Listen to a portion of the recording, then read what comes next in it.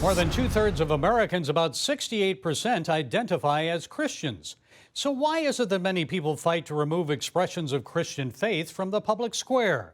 Arresting pro-life advocates like Mark Houck or others who pray and counsel people outside abortion clinics.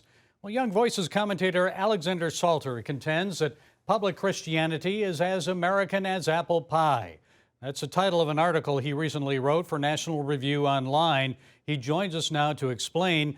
Alexander, we usually talk with you about economics, but you're concerned about the misunderstanding that many Americans have about the role of the Christian faith in public life. So set us straight here. What do we need to understand? Thanks again for having me. I think what we need to understand is pretty straightforward. Properly understood, America is a Christian nation. The American founding is inexplicable without understanding Christian teachings on the dignity of human persons and understanding where natural rights come from. There's simply no way that we can do justice to the American experiment, historical or ongoing, if we don't appreciate the role of Christianity and public Christianity in American life. Well, politically, many people on the left are concerned about the rise of Christian nationalism.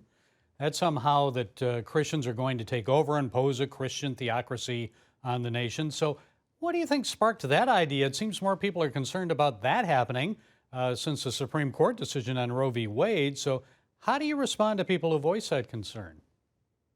I think that that's just politics. If you're actually concerned about abortion, it's important to note that abortions have actually gone up since that decision. I think that this is a mischaracterization of what it means to bring Christianity into public life. America is a Christian nation because its founding was informed by Christianity. The overwhelming majority of Americans at the time of the founding were Christians. Even a majority of the founding father were ordinary Trinitarian Christians. Sometimes you hear scholars say, well, the founding fathers were all deists, or all the founding fathers were all religious nonconformists.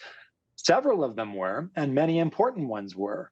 Certainly compared to the general population, there was a lot of non-Christian orthodoxy amongst the founding fathers. But you know what? A lot of them expressed publicly simple Orthodox Christianity. Patrick Henry, Samuel Chase, Charles Carroll, important founding fathers like that were clearly coming from a Christian tradition, and they grounded their understanding of natural rights that you can find in the Declaration of Independence and their understanding of the Christian God. So going forward, I don't think that we can so easily separate the public square in American life from Christianity. People who say that we need to have a 100% secular public square, I don't think have fully appreciated the fact that there's no real reason to disprivilege religiously motivated value judgments.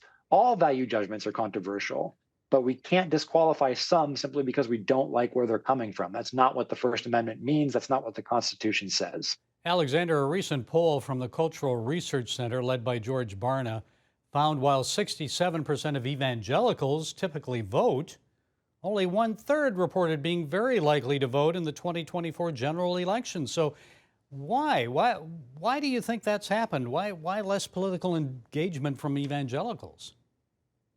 That's a very good question. Evangelicalism is not my own faith tradition, so I can't speak to that specifically.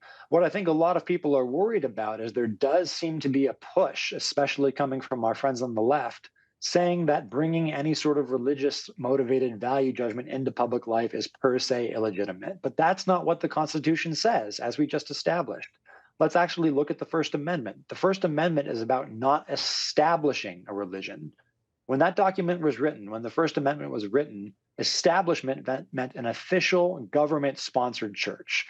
Now, there's an obvious reason why you wouldn't want a government-sponsored church at the national level, because there are many groups of Protestant Christianity and even a few Catholics at the time of the American founding, and nobody wanted to have this huge religious arms race by having politics tied up in a national religion. But also at the same time, many states, local governments did have official churches that they supported.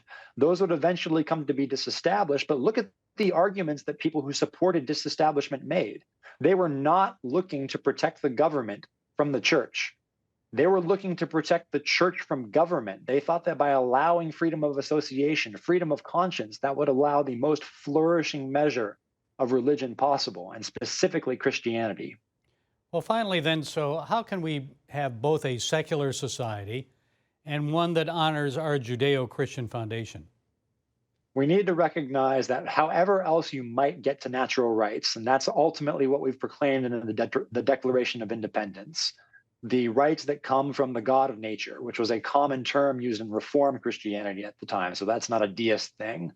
We need to realize that whatever road you might take to get to natural rights, the historical road that America's best thinkers and statesmen have used, is Christianity. So if you're saying that you can't bring Christianity into public, you're saying that you cannot bring the belief system that justifies the rights of man into the public square. I'm not saying that you can't get there without some other belief system, although I think privately I'm skeptical that you can get there with some other belief system, except perhaps Judaism. But the point is, it doesn't matter if there's some hypothetical argument out there that doesn't involve religion that somehow provides a foundation for natural rights. Christianity provided that foundation.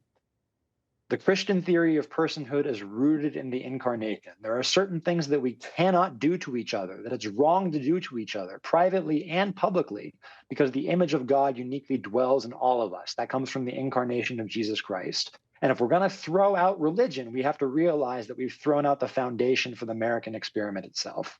Okay, Alexander Salter, thank you for setting us straight today. We appreciate it. My pleasure. Thank you.